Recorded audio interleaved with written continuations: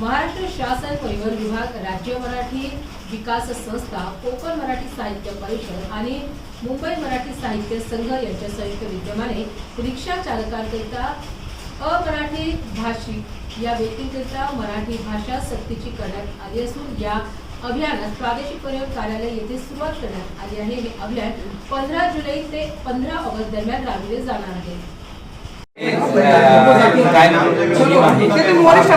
काय करणार आहात?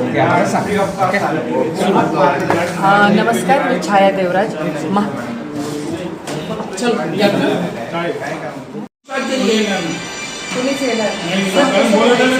हमको एक पत्रकार मैसेज दे रहा है कि तुम्हारी मीटिंग है।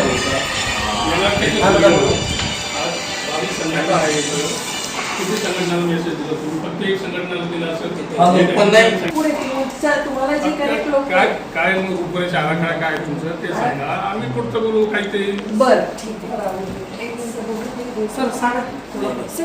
महाराष्ट्र शासन परिवहन विभागातर्फे मराठी भाषेची सक्ती याबद्दल प्रशिक्षण देण्यात येणार आहे सर्व रिक्षा चालक आणि मालकांना। कारण बऱ्याच वेळा काय होतं की जे असतात रिक्षा चालक असतात त्यांना बरेचसे अमराठी लोक जे आहेत त्यांना मराठी बोलण्यामध्ये बराचसा अडथळे येतात किंवा उत्तर काय द्यायचं आहे, कसं द्यायचं आहे, कसं बोलायचं, ह्या गोष्टींना बऱ्याच वेळा त्यांना सामना करावा लागतो अडचणींना। तर त्यासाठी महाराष्ट्र शासनाने हे त्यांना प्रशिक्षण देण्याचा निर्णय घेतला। इथं काय करतो?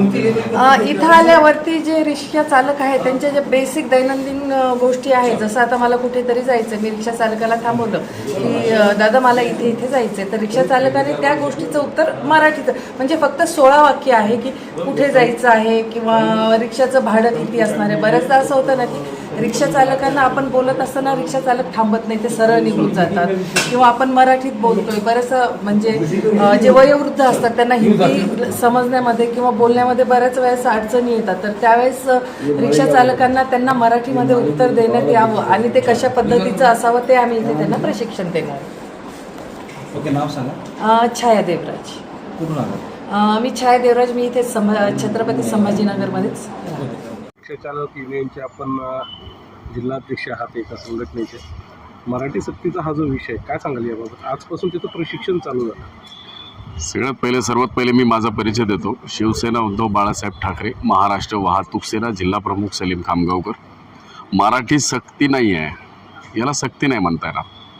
प्रत्येक आपल्या भारत देशामध्ये प्रत्येक राज्याला प्रत्येक राज्य भाषेचा अभिमान आहे। महाराष्ट्रामध्ये आम्ही राहतो, आम्हालाही मराठीचा अभिमान आहे आणि महाराष्ट्रामध्ये व्यवसाय करायचा असेल करण्यासाठी तर आपल्याला मराठी तर बोलावंच लागणार आहे आणि काही जास्त बोलायची गरज नाही आहे।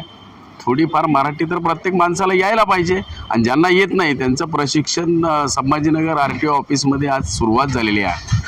तर त्या संदर्भात याबाबत त्या पद्धतीने जनजागृती व्हायला पाहिजे होती। युनियनच्या पदाधिकाऱ्यांना माहिती व्हायला पाहिजे, रिक्षा चालक मालकांपर्यंत ही माहिती पोहोचल्या न गेल्याची खंत इथं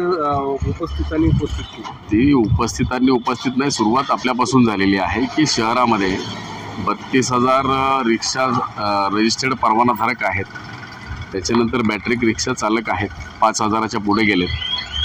तर या सगळ्या लोकांना जनजागृती करण्यासाठी RTO प्रशासनाची ही दाबादाबीचा प्रयत्न आहे।